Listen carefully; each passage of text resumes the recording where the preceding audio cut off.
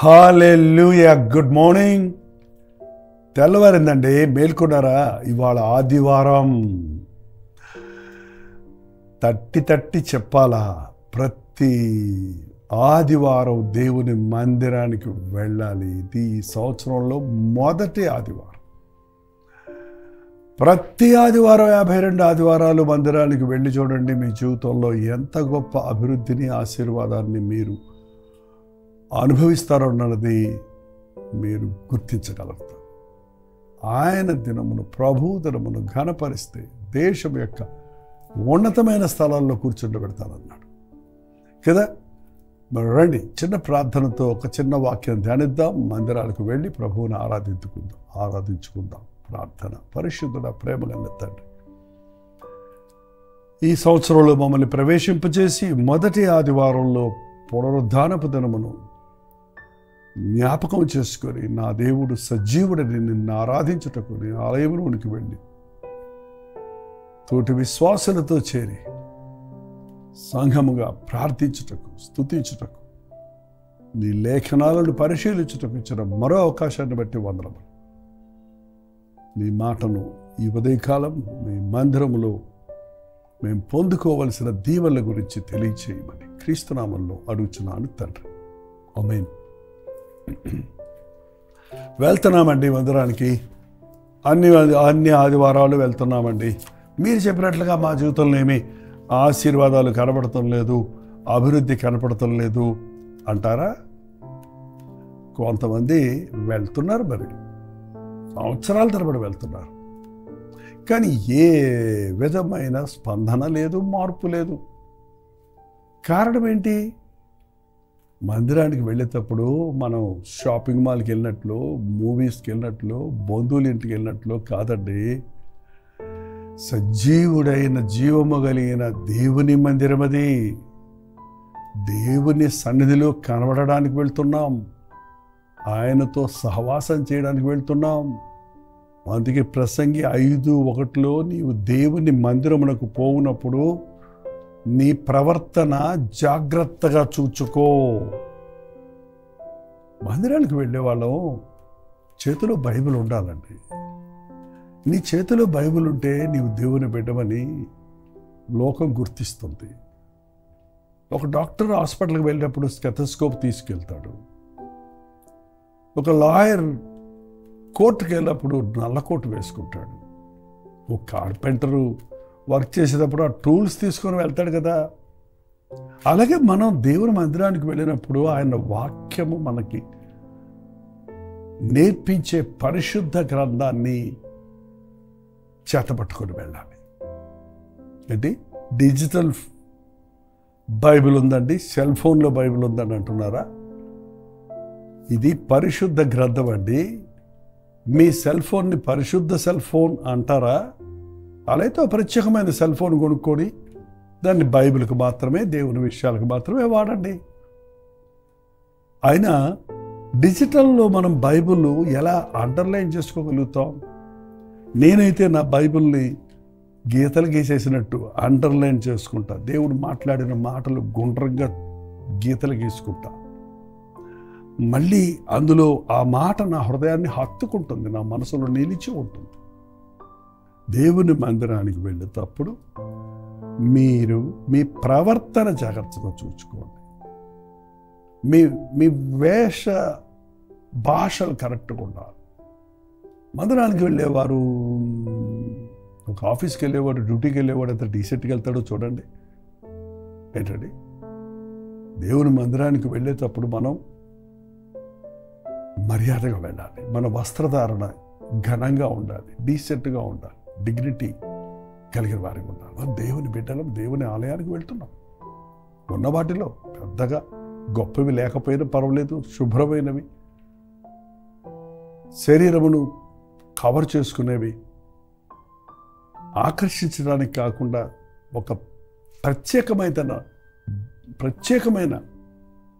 స్థితిలో మనం దేవుని మందిరానికి వెళ్ళాలి.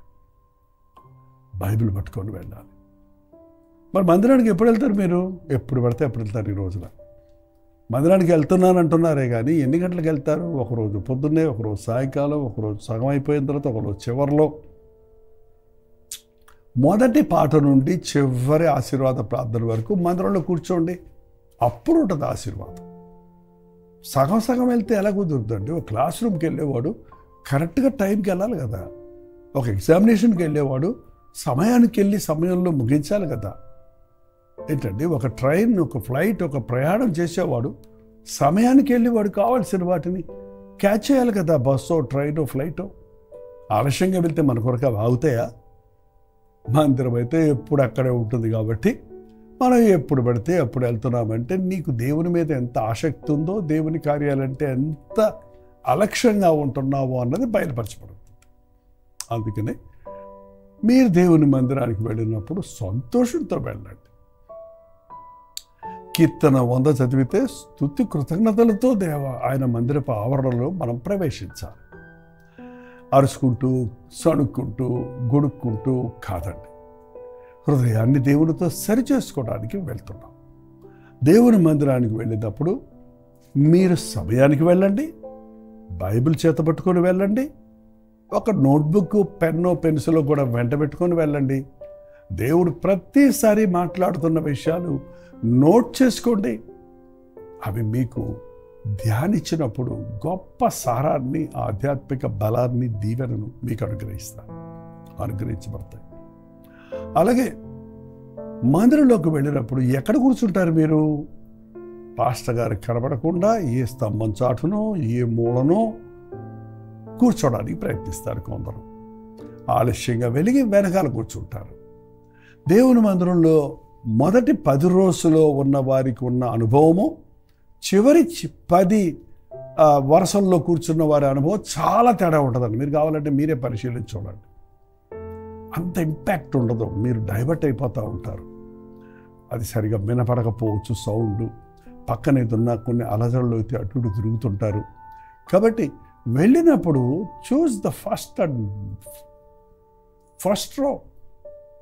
కుదరపోతే 2, 3, 4, 5 ఎంత దగ్గరగా పుల్పిట్కి మీరు ఉండగలిగితే అంతగా మీరు వాక్యం వినగలుగుతారు. విన్న వాక్యం మీ హృదయంలో క్రేజ్ అడుగుతుంది.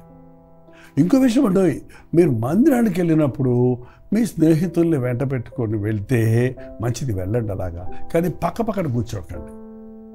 స్నేహితుడిని పక్కన పెట్టుకొని మీరిద్దరూ కూర్చున్నారంటే మీరు మందిరంలో మాటల్లో పడిపోతారు. మీరేదో ఒకటి నీ ఫ్రెండ్ అడగటమో, నువ్వు చెప్పటమో, అక్కడ దేవుని వాక్యాన్ని పోగొట్టుకోవటమో జరుగుతుందండి. అంతేకాదు, చాలామంది ఈ రోజున భార్యాభర్తలుగా మందిరాల్లో కూడా కలిసి కూర్చోవాలని ఆశపడుతున్నారు. కొన్ని చర్చెస్లో అలాంటి ఫెసిలిటీస్ ఉన్నాయి. కొన్ని చర్చెస్లో పురుషులు వేరు, స్త్రీలు వేరు కూర్చోవాల్సి వస్తుంది. భార్యాభర్తలు, పిల్లలు అందరూ కూర్చుంటే ఇదే పరిస్థితి. కాబట్టి మందిరంలోకి వెళ్ళినప్పుడు ఏకాగ్రతను కలిగి ఉండాలంటే, దేవుని మీద దృష్టి ఉంచాలంటే, నిన్ను పరధ్యానం పండించే ప్రతి దానిని అవాయిడ్ చేసినప్పుడు, దాన్ని నీవు చేయకుండా ఉన్నప్పుడు నిజమైన ఆశీర్వాదం పొందుతాం. వెళ్తున్నాము, ఆశీర్వాదం లేదంటే ఇవన్నీ కారణాలు. ఇంతేకాదు, దేవుని సేవకులు వాక్యం చెప్తున్నప్పుడు శ్రద్ధగా వినాలి. నీ కన్నులు ఇటు అటు చూడక నీ ముందర సూటిగా చూడాలని వాక్యం తెలియజేస్తూ ఉంది. వాక్యం వింటున్నప్పుడు నీ హృదయాన్ని సిద్ధపరచుకోవాలి. వినుటకు వారి హృదయమును సిద్ధపరచుకున్నారు కనుక వారు వినలేకపోయిరి అని కూడా బైబిల్లో రాయబడి ఉంది. వాక్యముతో ఈరోజు నాతో దేవా ఏం మాట్లాడతావు, నీ మాటలు నా కొరకు ఏంటి అనే ఆశతో వెళితే ఆశ కలిగిన ప్రాణాన్ని ప్రభు తృప్తిపరుస్తాడు. మీరు మందిరంలోకి వెళ్ళినప్పుడు ప్రార్థన చేయడానికి ఆశపడాలి. యేసు ప్రభు చెప్పిన ఒక ఉపమానంలో ఒక పరిసయ్యుడు, ఒక సొంకరి దేవాలయంలోకి వెళ్ళి ప్రార్థిస్తున్నారట. పరిసయ్యుడు అంటున్నాడు, దేవా నేను వాడిలాగా వీడిలాగా ఏమన్నాడు చూడండి, చోరుల వల్లనేను, అన్యాయస్తు వల్లనేను, వ్యభిచారుల వల్ల, ఇతర మనుషుల వల్లనేను, సొంకరి వల్లనేను నేను ఉండనందుకు నీకు కృతజ్ఞతాస్తుతులు. వాళ్ళలాగా వీళ్ళలాగా ఉండలేదు అని సంతోషపడుతున్నాడే కానీ ప్రభా నీలాగా నేను ఉన్నానా అని పరీక్షించుకోవటం లేదు, ఉండలేకపోతున్నాను అని పశ్చాత్తాపం పడటం లేదు. మందిరంలోనికి వెళ్ళేది పక్కోళ్ళతో పోల్చుకోవడానికి కాదు, పక్కోళ్ళతోటి మనం మాట్లాడుకోవడానికి కాదు, కలుసుకోవడానికి కాదు, ప్రభువును స్పందించడానికి వెళ్తున్నాం. దేవాలయం వెళ్ళినప్పుడు నీవు అనాలోచనగా మాట్లాడొద్దు. నీ మాటలు జాగ్రత్తగా ఉండాలి. దేవుని సన్నిధిలో నువ్వు చేసే ప్రార్థన అనాలోచనగా ఉండొద్దు, అలవాటుగా ఉండొద్దు. వారి పెదవులతో నన్ను గనపరిచెదరు కానీ వారి హృదయం నాకు దూరముగా ఉంది అని ప్రభు చెప్పినట్లు ఈ రోజున అనేకులు పెదవులతో పాటలు పాడుతుంటారు, పెదవులతో ఏదో ప్రార్థన చేస్తుంటారు, కానీ వారి మనస్సు వాటిలో పెట్టరు. వారి మనస్సు దూరంగా ఉంది, సరిగా లేదు. అందుకనే మనకు ఆశీర్వాదాలు కలగటం లేదు. ఒక రంధ్రం ఉన్నటువంటి పాత్రలో, చిల్లు ఉన్నటువంటి పాత్రలో ఏది పోసినా, ఎన్ని పోసినా అందులో ఉంటుందా? పోస్తుంటాయి, పోతుంటాయి. నీ హృదయం దేవుడితో సరిలేనప్పుడు దేవుడు నీకు ఎన్ని ఆశీర్వాదాలు ఇస్తున్నా అది ఒకటి కూడా నీలో నిలవదు. కారణం నీలో బలహీనతలు ఉన్నాయి. అందుకే దేవుని మందిరంలోనికి వెళ్ళినప్పుడు ఆ పరిచయుడు వలె స్వనీతి ప్రార్థనలు కాక ఆ సుంకరి వలె పాపినైన నన్ను కరుణించు అని విరిగి నలిగిన హృదయముతో పశ్చాత్తాపంతో ప్రార్థించాలి. ప్రతిసారి దేవుని సన్నిధిలో మోకరించినప్పుడు కృతజ్ఞతాస్తుతులు చెల్లిస్తూ, ప్రభువా నన్ను కరుణించు, నా మీద కృప చూపించు, నా బలహీనతల నుంచి నన్ను విడిపించు అని విరిగి నలిగిన హృదయంతో ప్రార్థిస్తే, విరిగి నలిగిన హృదయము ఆయనకిష్టమైన కానుక కనుక అట్టి వారిని ఆయన తృణీకరించడు, అత్యధికంగా దీవిస్తాడు. వింటున్నారా? దేవుని మందిరానికి వెళ్ళినప్పుడు నీ ప్రవర్తన జాగ్రత్తగా చూసుకో. నీ చేతిలో బైబిల్ పట్టుకొని వెళ్ళు. నీవు ఎంత వీలైతే అంతగా ముందు కూర్చొని శ్రద్ధగా దేవుని వాక్యాన్ని విను. దేవుని సన్నిధిలో ప్రార్థించినప్పుడు హృదయపూర్వకంగా హృదయాంతరేంద్రియాల్లో నుంచి ప్రభువును స్తుతిస్తూ ప్రార్థించు. సంతోషంగా వెళ్ళు. దేవుని మందిరంలో సణుగుడు గుణుగుడుకు చోటు వద్దు. స్నేహితులతో ముచ్చట్లు వద్దే వద్దు. పక్కవారితో మాట్లాడుకోవడం అవసరం లేనే లేదు. పాటలు పాడుతున్నప్పుడు నీవు వింటం కాదండి. కచేరీలకు వెళ్ళినప్పుడు పాటలు పాడుతుంటే కూర్చొని తలలాడిస్తూ వింటుంటారు. కానీ మనం దేవాలయంలో పాటలు పాడేది ఏదో ఒక పాస్టర్ గారు, ఒక క్వైర్ మెంబరు కాదండి. సంఘమంతా ఏక మనసుతో గాయకులతో కలిసి గానం చేయాలి, స్తుతి యాగం చేయాలి. పాటలు నేర్చుకోండి. నాకు పాటలు రావు అనొద్దు. ఆలయాలకు వెళ్ళే వారికి దేవుడు పాట నీ హృదయంలో ఉంచుతాడు. పాట నీవు నేర్చుకోగలుగుతావు. నీ నోట కొత్త పాట పెడతాడన్నాడు ప్రభు. పాటలు పుస్తకం కొనుక్కోండి. అంతా ఇవాళ డిజిటల్ మీడియా వచ్చిన తర్వాత ఆ స్క్రీన్ మీద వేసేది పాడుకుంటారు, మళ్ళీ వెళ్ళిపోతుంటారు. పాటల పుస్తకం నీ దగ్గర ఉంటే నీ ఇంట్లో కుటుంబ ప్రార్థనలో పాడుకోవచ్చు, మళ్ళీ పాడుకోవచ్చు.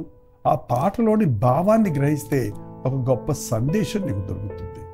ఎంతమంది ఈ రోజున దేవుని సన్నిధిలో ఆదివారం నాడు తగినంత సమయం గడుపుతున్నారు? రాదగిన విధంగా నీ దగ్గరకు వస్తారు. నీ జనులైనట్టు నీ ముందు కూర్చుంటారు. నువ్వు బాగా పాటలు పాడేవాడిగా, వర్తమానం అందించేవాడిగా వారికి ఉంటావు. వారు వినుట మటుకు విందురు కానీ విన్నదాని ప్రకారంగా ప్రవర్తించరు అని చెప్పిన జనం వలె ఈనాటి క్రైస్తవులు ఉండటం ఎంతో విచారకరమైన విషయం. ఏం విన్నాను ఈ రోజున అని గ్రహించుకొని హృదయానికి అనునయించుకున్నప్పుడే ఆశీర్వాదం పొందగలుగుతాం. ప్రతి ఆదివారం దేవుడు తన సందేశాన్ని, తన చిత్తాన్ని, తన ప్రణాళికలను మనకు బయలుపరుస్తూ ఉంటాడు. మన బలహీనతలను మనం ఎరిగినట్లుగా పరిశుద్ధాత్ముడు మనల్ని ఒప్పిస్తూ ఉంటాడు. పరిశుద్ధాత్ముడు మనల్ని పాపము నుండి బయటపడటానికి శక్తినిస్తాడు. పాపము జయించడానికి పరిశుద్ధాత్ముడు మనకు శక్తినిస్తాడు. కాబట్టి మందిరాలకు క్రమంగా వెళ్ళేవారు అపవాదిని ఎదిరించగలుగుతారు, శోధన జయించగలుగుతారు, దినదినాభివృద్ధి పొంది అన్ని విషయాల్లో దీవించబడగలుగుతారు. ఈ నూతన సంవత్సరంలో ఈ పద్ధతులను పాటించి మందిరానికి వెళ్ళి చూడండి. ఎంతగా మీరు వర్ధిల్లుతారో, దీవించబడతారో మీరే సాక్ష్యమిద్దురు. కానీ ప్రార్థన. పరిశుద్ధుడ, ప్రేమగల తండ్రి, పరిశుద్ధాలయమును మేము వెళ్ళినప్పుడు దేవాలయములో సింహాసనాసీనుడైన ప్రభువును చూచుటకు పరిశుద్ధుడు పరిశుద్ధుడు పరిశుద్ధుడు అని ప్రతి గానములు చేయుచున్న దేవదూతల స్వరములు వినున్నట్లుగా దేవుని మహిమతో నిండిన మందిరములోనికి మేము ప్రవేశించినప్పుడు ఆనాటి యెషయా అయ్యో నేను దౌర్భాగ్యుడను,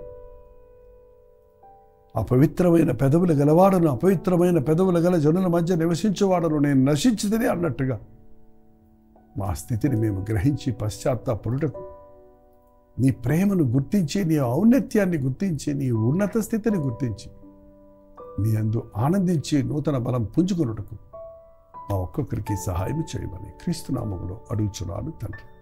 ఆమేన్.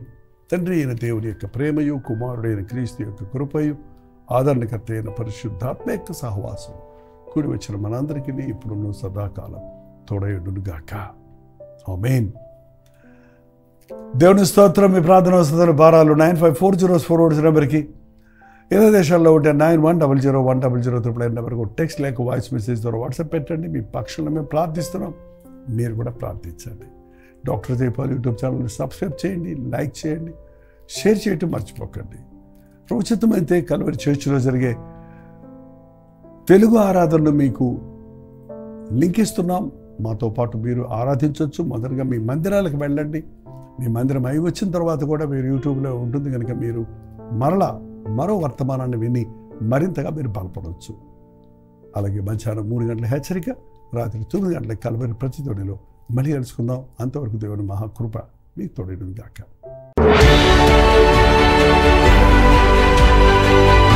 హల్లెలూయా. విజయవాడ పరిసర ప్రాంతాల్లో ఉన్న వారికి శుభవార్త. ప్రభుత్వమైతే కల్వరి ఇవాంజలికల్ ఫెలోషిప్ యొక్క 42వ వార్షికోత్సవ కూడికలను ఈసారి విజయవాడలో బిషప్ అజ్రయ్య స్కూల్ కాంపౌండ్లో జనవరి 13, 14, 15 తారీఖుల్లో ఏర్పాటు చేస్తున్నాం. ప్రతిరోజు సాయంత్రం 6 గంటలకు జరిగే ఈ 3 రోజుల సభకు తప్పకుండా హాజరై దైవాశీర్వాదాలు పొందండి. ఇంకా ఈ విషయమై మీకు వివరాలు కావాలంటే ఈ కింద ఉన్నటువంటి ఫోన్ నెంబర్లకి మీరు వాట్సాప్ చేయండి, లేక కాల్ చేసి తెలుసుకోండి. తప్పకొస్తారు కదా. ముఖాముఖిగా మిమ్మల్ని చూడడానికి, వ్యక్తిగతంగా మీకోసం ప్రార్థించడానికి ఆశ కలుగున్నాను. రండి, ప్రభువును స్తుతిద్దాం, ఆయన నామాన్ని మహిమపరుద్దాం.